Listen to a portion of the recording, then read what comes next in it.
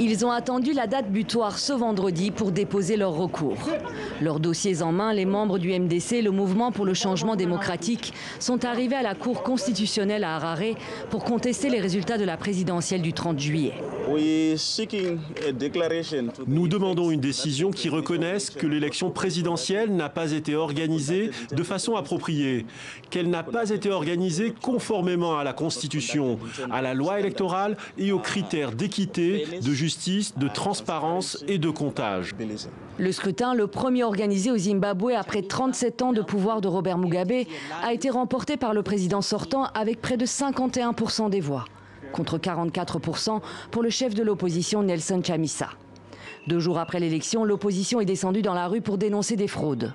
L'armée a tiré à balles réelles, faisant au moins 6 morts et des dizaines de blessés.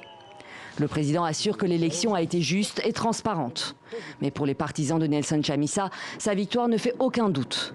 De retour au Zimbabwe au lendemain de son expulsion de Zambie, l'opposant Tendai Biti ne compte pas en rester là. On n'en a pas terminé, on reviendra jeudi prochain. Je pense que nous avons exposé la vérité car on ne peut pas cacher la vérité. Nous espérons que la Zambie et le Zimbabwe seront tenus responsables pour avoir failli à protéger les droits des peuples. Une allusion à la Zambie qui vient de lui refuser l'asile politique avant de le renvoyer au Zimbabwe, où il est désormais sous haute surveillance policière, en attente d'un procès pour proclamation illégale de résultats électoraux et violence sur la voie publique. La Cour constitutionnelle, elle, a 14 jours pour trancher sur le recours. En attendant, l'investiture du président, prévue dimanche, a été repoussée à une date ultérieure.